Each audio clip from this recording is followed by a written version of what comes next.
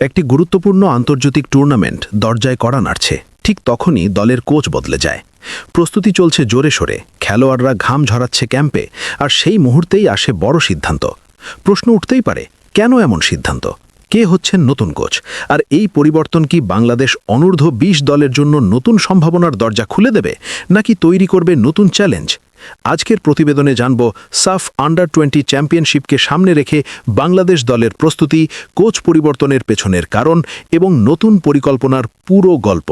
আগামী ২৩ মার্চ মালদ্বীপে শুরু হতে যাচ্ছে দক্ষিণ এশিয়ার যুব ফুটবলের অন্যতম বড় আসর SAFF U20 চ্যাম্পিয়নশিপ। এই টুর্নামেন্টকে সামনে রেখে বেশ কিছুদিন ধরেই প্রস্তুতি নিচ্ছে Bangladesh U20 national football team. যশোরে ক্যাম্প করে খেলোয়াড়দের নিয়ে পরিকল্পনা সাজাচ্ছিলেন অভিজ্ঞ কোচ গোলাম রাব্বানী চোটন। বাংলাদেশের বয়সভিত্তিক ফুটবলে তার অবদান দীর্ঘদিনের এবং এই টুর্নামেন্টের প্রস্তুতিতেও তার অধীনেই চলছিল অনুশীলন। কিন্তু হঠাৎ করেই বড় সিদ্ধান্ত নেয় বাংলাদেশ ফুটবল ফেডারেশন, সংক্ষেপে বাফুফে। টুর্নামেন্ট শুরু হওয়ার ঠিক কয়েকদিন আগে চোটনকে সরিয়ে দিয়ে আনা হয় আইরিশ কোচ মার্ক কক্সকে। ফলে মালদ্বীপে অনুষ্ঠিত হতে যাওয়া টুর্নামেন্টে বাংলাদেশের ডাগ আউটে দেখা যাবে নতুন এই বিদেশি কোচকে। স্বাভাবিকভাবেই এমন আকস্মিক সিদ্ধান্তে ফুটবল অঙ্গনে প্রশ্নের ঝড় উঠেছে। অনেকেই জানতে চাইছেন, হঠাৎ করে কেন কোচ বদল?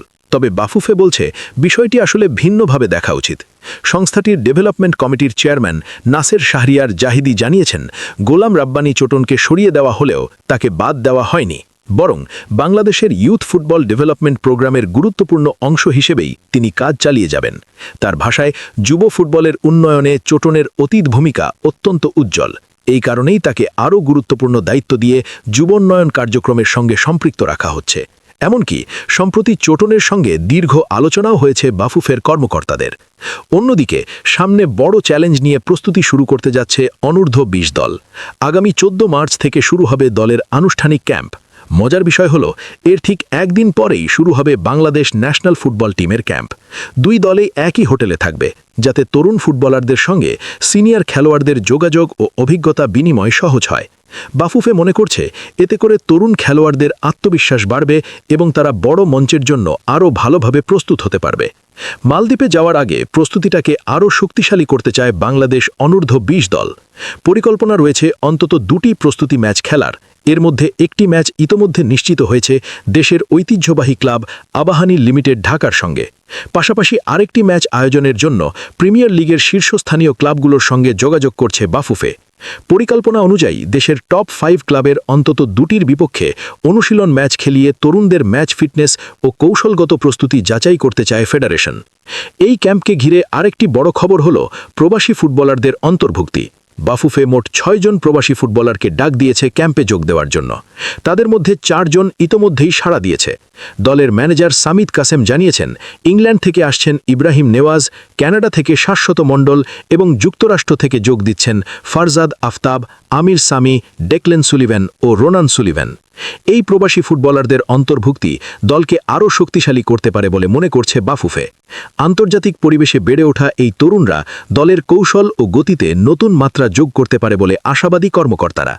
তবে সবচেয়ে বড় চ্যালেঞ্জ অপেক্ষা করছে নতুন কোচ মার্ক কক্সের সামনে। কারণ টুর্নামেন্ট শুরু হওয়ার আগে দলের সঙ্গে অনুশীলনের জন্য তিনি সময় পাবেন মাত্র ৬ দিন। এত অল্প সময়ে খেলোয়াড়দের পর্যবেক্ষণ করা, সেরা একাদশ নির্বাচন করা এবং কৌশল ঠিক করা নিঃসন্দেহে কঠিন কাজ। তবুও এই চ্যালেঞ্জ মাথায় নিয়েই দায়িত্ব গ্রহণ করেছেন তিনি। মার্ক কক্স জানিয়েছেন, তিনি ইতোমধ্যে দলের কোচিং স্টাফদের সঙ্গে আলোচনা করেছেন এবং খেলোয়াড়দের সম্পর্কে বিস্তারিত তথ্য সংগ্রহ করেছেন।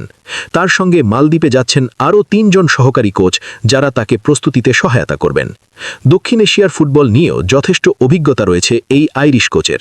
অতীতে তিনি পাকিস্তানে দীর্ঘ সময় কাজ করেছেন, ফলে এই অঞ্চলের ফুটবল সংস্কৃতি ও প্রতিযোগিতার ধরন সম্পর্কে তার ভালো ধারণা রয়েছে। আত্মবিশ্বাসী কণ্ঠে মার্ক কক্স জানিয়েছেন, তারা মালদ্বীপে যাচ্ছে শুধু অংশ নিতে নয়, বরং চ্যাম্পিয়ন হওয়ার লক্ষ্য নিয়েই। উল্লেখযোগ্য বিষয় হল, বাফুফে আপাতত মাত্র ১ মাসের জন্য মার্ক কক্সের সঙ্গে চুক্তি করেছে। তবে তার কোচিং ক্যারিয়ার বেশ সমৃদ্ধ। ইংল্যান্ডের বিখ্যাত club Manchester United football club, Stoke City football club ও ওলভারহ্যাম্পটন ফুটবল ক্লাবের বয়সভিত্তিক দলে কাজ করার অভিজ্ঞতা রয়েছে তার। ফলে তরুণ ফুটবলারদের নিয়ে কাজ করার ক্ষেত্রে তিনি যথেষ্ট দক্ষ বলেই মনে করছেন অনেক ফুটবল বিশ্লেষক। সব মিলিয়ে বলা যায়, সাফ আন্ডার-20 চ্যাম্পিয়নশিপকে সামনে রেখে বাংলাদেশের যুব ফুটবলে শুরু হয়েছে নতুন এক অধ্যায়।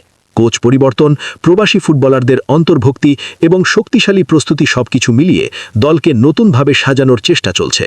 এখন দেখার বিষয় এই নতুন পরিকল্পনা কতটা সফল হয় এবং মালদ্বীপের মাটিতে লাল সবুজের তরুণরা কতটা উজ্জ্বল পারফরম্যান্স উপহার দিতে পারে। ফুটবল প্রেমীদের চোখ এখন সেদিকেই।